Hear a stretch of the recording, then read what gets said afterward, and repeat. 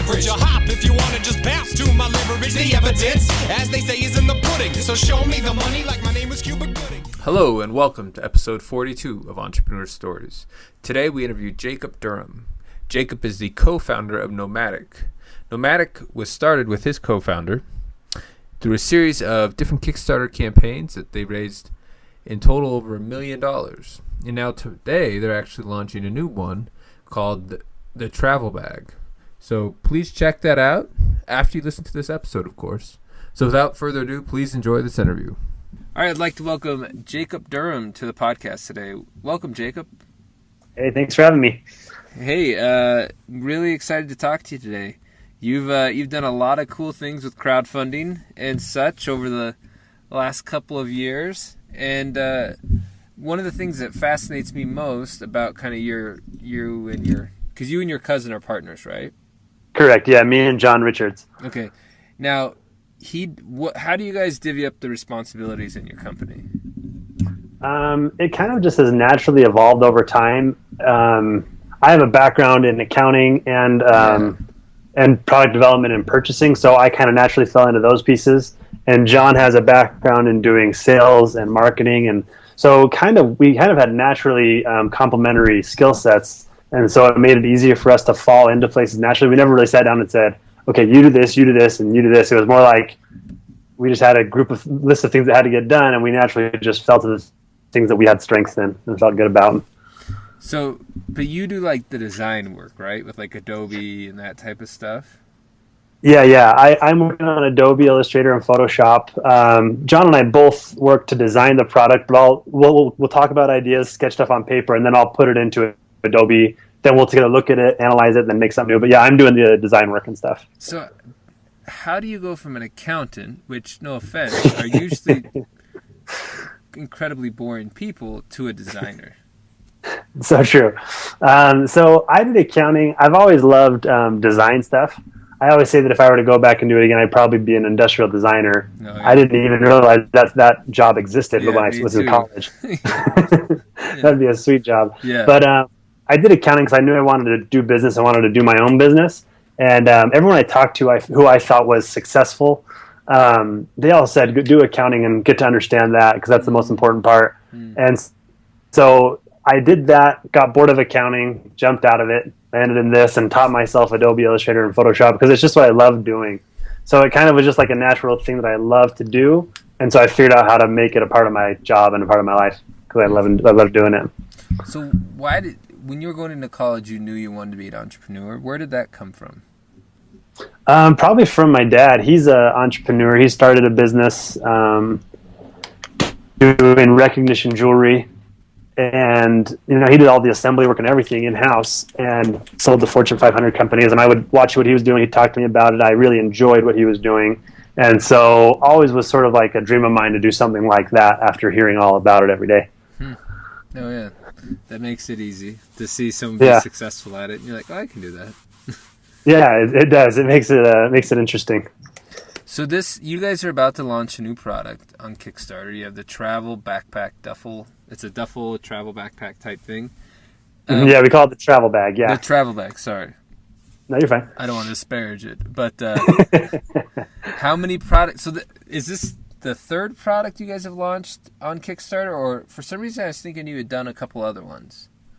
Yeah. So when me and John started all this, we started with the company Basics Products, and with that we launched a wallet and notebook. Outside of Basics, we launched a couple other things. I did a camera bag. I worked with my family's company while I started Basics, and so when they saw the success we were having on Kickstarter, they said, hey, why don't we do a project inside of this company? So with that company, I did a camera bag called the Technique Camera Bag, and I left that company. And then also on the side, we started a company called Ervo, and we made a sit-to-stand desk with me and my cousin John and two other partners. Okay. And so we've done a couple outside, but inside of Basics, which actually we've changed our name now, it's now called Nomatic. We've done, on Kickstarter, we've done the wallet and the notebook. And now this will be our third Kickstarter project for this company, Nomatic. Okay. Yeah. That's exciting. So total, you guys you've done over about $800,000 in campaign raising, right? Yeah, if you include all our projects, it actually is barely over $1 million. 1,005,000 or something like that. Something's really close to $1 million. Yeah. That's pretty awesome. Yeah, it is. That's an awesome feeling. Ton of fun. Yeah, I'm sure. Yeah. So, I mean, you guys are kind of in the process of taking basics and making it an actual company, right? Mm-hmm. That's the goal. Yeah, I mean, it's fascinating because there's so many Kickstarters that just die. The product dies, the company dies, they go bankrupt. There's all these problems that kind of come out once all the excitement of the Kickstarter closes. What have you guys done to like keep things going? Like, how do you guys keep the momentum going, or what is kind of like your objective when you're looking at not failing, essentially? Yeah, that's a hard question. There's so many pieces in that. Yeah. When we first started, we didn't start this company with the intention of starting a full company. It was more like me and my cousin were like, hey, let's do something fun on the side. And so we learned about Kickstarter and decided to do this just to get some extra cash. Mm-hmm. Once we did it, we were like, wow, this went way better than we thought. Let's keep going. And one of the big things that really helped us to keep going afterward was my cousin John, he learned a lot about online marketing and Facebook ads and Google ads. And that was a huge thing that helped us. And I think one big thing is we always just figure out what we need and we do whatever we can to learn how to get better at that piece of the company, and we just keep pushing until we get it right. But it's I don't know, creating an actual company, we're still kind of learning how to do that, I guess I should say. But we're getting better at it each day, I think. Yeah, definitely. Well, I mean, you guys are still around. I mean, there's many Kickstarter projects that aren't around anymore. Totally.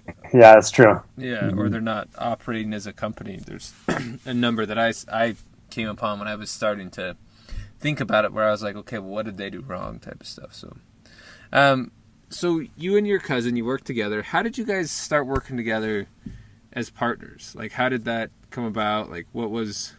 Because, I mean, the one, if you listen to, like, all the business consultants or, business writers, they say, don't have a partner and don't work with family. So you just like knocked out like the two like top, threw caution to the wind and just went. Yeah. So I mean, how did you guys end up working together? And I mean, it sounds like it's going really well, but I mean, like, how do you guys like balance like the family connection and the work connection? Yeah, for us, it's been crazy. I've heard that before. My dad also told me that same thing. He's like, don't ever have a partner. It just gets messy. And honestly, I've been really lucky with John. I could have interviewed a million people and not found someone that was a better fit. While we've been working, we've never had like a really big frustration or argument with each other. For some reason, our personalities just mesh really well. We are good at not making things personal or making things emotional. And one of the best things about it is I have 100% trust in a business partner, and that's huge for me, being able to do that. So having them be family, if it can work, I think it helps, because I've known him since I was really little. We've always hung out, been close cousins. So I guess it's for some reason for us, it's just worked really well from the get-go, and I don't think I would do it any other way now, looking back. Yeah, well, that's nice. It's fun I'm sure it's fun to be around someone that you like and to have that success with them. Yeah, it is fun. It's definitely fun to have someone to just talk through things with and just shoot ideas off of. We're always brainstorming new business models, new things. It's just, we both love doing business every day. So it's fun to have someone to just shoot ideas off with. It's been great. Yeah. So tell us a little bit about your latest product and why you guys are making it, because it's kind of different than your first two, because your first one was a wallet and a notebook, the basic notebook and the basic wallet, and now you're jumping to like a travel bag. Why? I mean, it's kind of, I mean, it's different. It seems different, but why the travel bag? Why now? Yeah. Well, part of it is we started with a wallet and a notebook, strategically a smaller, lower priced item, for the purpose of lower risk in starting a business. When you have a wallet, it costs significantly less to manufacture and purchase than a bag. So, and also it's a lot easier to convince someone to buy a $20 wallet than it is to buy a $200 bag. Yeah. So that was one thing for us, why we started with those. And now we're at the point where, we've sold our wallet and notebooks to over 100,000 people worldwide, and we have email lists and following. We think now where we can push a little bit bigger product, and our goal is to just try to keep building and expanding that product line and bring in different demographics into that following to make it just a following where we can sell a lot of different products. We're excited about, the price point of a bag really helps your bottom line if you have the right margins there, and helps your revenues. So we're excited about trying this new piece, and we're hoping that it works. We could find that we just are better at lower priced items. All our marketing efforts and everything could be just focused on lower priced items, but we'll see. It's just another part of just trying something out and seeing how it goes, and the fun that comes with just experimenting. Yeah, I think that's one of the most interesting things about Kickstarters for me is like you can just try things. Like you could try like things that you wouldn't normally try because you're like, well, I don't want to take $100,000 in inventory on that to test it out. But it's like you can just throw stuff out there. If it doesn't stick, then you just move on. Yeah, you've lost your time, but nothing else. Yeah, maybe your pride a little bit, but yeah. Yeah, that's true. You can recover. Yeah. So, what has changed, I guess, about your Kickstarter since your first one to this one? What's like the crucial thing that you guys have learned that's like, okay, what we knew we didn't really know, and this is what you should focus on? Yeah, there's let's see. So one of the big things is just our ability to create good content. So when we first started our company, Basics, I remember we were over the phone. I was in Adobe PowerPoint, and John was on Microsoft Paint, and we were designing our logo and like just trying to figure out things that worked. And now we're using Illustrator and Photoshop, and learned how to make the content look good. So that's been nice to just have better looking content and things like that. Has been a big piece. Another big piece has been just understanding the process of marketing and how important it is to have a big marketing strategy set up. For like when we did our wallet, we just were planning on sending an email out to family and friends, and that was the extent of it. And then after, we quickly realized about 15 days into our campaign or something that it was we were dying, and so we started doing paid advertising, and overnight we saw the more pledges coming in and things happening. We realized, okay, developing a really strong marketing strategy is a huge part of an online store, which is probably obvious to anyone, but I had never run an online shop before. So that was a really big eye-opening experience to me to see how effective it was to actually do paid advertising and how necessary it was. Yeah. Other parts are just, things that you learn, like now we are very solid when we do our manufacturing, and we learn all our numbers shipping wise, how much it costs to ship, from overseas to the US, then from US to the customers. We look at all of our numbers, we look at our margins. We're a lot more calculated now to make sure we have everything dialed in after experiencing the pains of forgetting to, add in the cost of customs and things like that. So I think with having done this a couple times, we've learned what pieces are involved and how to account for all those pieces ahead of time. So there's less surprises. Obviously, there's always going to be surprises, but I think now there's less because we've been through it a couple times. Yeah, definitely. So those are three things to name a few. Yeah, I'm sure there's so many other things you guys have learned along the way.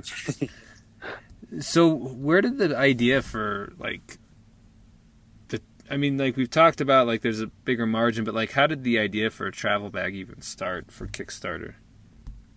Yeah, well, one thing that we do, it's kind of funny. We when we are trying to figure out what product to do, a lot of times what we'll do is we'll look at what's working on Kickstarter, because that's our launch pad is Kickstarter. Yeah. We'll say what is working consistently, and then how can we take that category and make a better one. And at that time we had seen products like Trunkster and a couple different bags that had done well.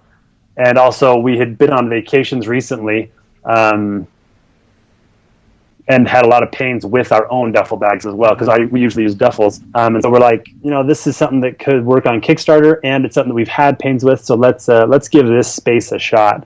And we felt like there was a lot of space for innovation, because there's a lot of duffel bags, but it didn't seem like there was anything that really did exactly what I was wanting with the duffel. And so there was space for us to make something better, we felt like. Yeah, that's cool. That's the best way to come up with the product. They say something you want. Yeah, it is nice to have something we want. Yeah, we focus in our company on products that, like, we want me and John to be our main demographic because we understand our demographic the best and what we need. So we always try to do products that we're psyched about and could use every day or on a monthly basis, because that's how we can really innovate and make them value add to people, you know?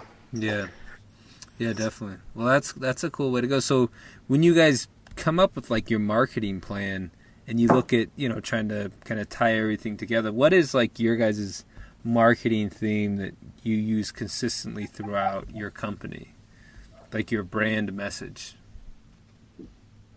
Do you mean like our message to? Well, I don't quite understand the question. Yeah, sorry. Okay. So there's like the whole like what is your brand selling type of stuff, you know, like. So I used to work at Freshly Picked, and they make the leather moccasins for kids, and it was always like, oh, we're not selling shoes, we're selling memories. Because these leather shoes, and so that's like how they approached everything. Is like you're not buying a shoe, you're buying a memory. You know, and memories are priceless. So a $60 shoe for a baby is nothing. You know. Got it. Yeah. So what's like the brand message that you guys have found like really connects with people and kind of evokes an emotion? Yeah, I think for us, one of the things that we really focus on is, we came up with the name that we originally had, Basics, based on the idea that we want to keep our lives basic and simple. Life gets so complicated with so many things. So our tagline with that name was helping people simplify their lives and get back to the basics with style. So we're focusing on creating products that allow people to just make life simpler and help them drive their life a little easier and keep their life more organized, so that when they're traveling, you know, they know where everything is. Everything's organized, and they can focus on their trip and their family and their friends more than everything else that they have going on. And with the planner, it helps them focus on the goals that they have in life, so they can accomplish things and feel accomplished. Yeah. So it's focusing on helping people basically simplify their lives and get organized and focused, I guess, is kind of the feeling that we want to accomplish when people use our products. Well, that's cool. It's resonating with people because you guys have sold so many products and done so well. So when you guys approach Kickstarter, do you guys have like, okay, every 8 months we need a new Kickstarter, or is it like whenever you have an idea that's worthy of putting on Kickstarter, you actually put one out? Yeah, I'd say it's the latter. It's, you know, we would love to put out, when we started about middle of last year, we said we were going to launch 3 Kickstarters in 2016. And here we are in July, and we're just about to launch our first. So we kind of had come to the realization that we'd never want to, we had some watches. We just launched some watches on our website, and we were going to launch them on Kickstarter, but we realized, you know, I feel like Kickstarter is sort of a special place for innovation and product development, creation. These watches, we didn't feel like, I don't know if the right word is, like, worthy for it, but we launched these watches because they were awesome design and they look great and they're high quality, so we launched them on our website. But we feel like when we put them on Kickstarter, until it's past that hurdle of being just so unique on the market and different and really adds value in a way that you can't find anywhere else, we're not going to put something on Kickstarter unless it does that for people. So for us, once it's past those hurdles, then we'll put something up on Kickstarter once we feel like we've made that happen. So I think it's more of once we have that product developed and we feel like it's right, then we'll launch a Kickstarter, rather than saying, okay, we have to launch 3 products on Kickstarter no matter what, even if they're not quite good enough. Yeah, that makes sense. That makes a lot of sense. It's kinda, I think the Trunkster guys, they said there's never a right time to launch the wrong product, but there's never a wrong time to launch the right product. So very well said. Yeah, that's true. Yeah, definitely. Well, cool. Well, Jacob, thank you so much for your time. I know you're super busy getting everything ready to launch and getting, I'm sure you're getting excited to get back in the Kickstarter ring, and we'll check you out, and hopefully things go really awesome for you guys. Hey, thanks so much. Appreciate it. It was a lot of fun. All right. Thank you, Jacob. Bye.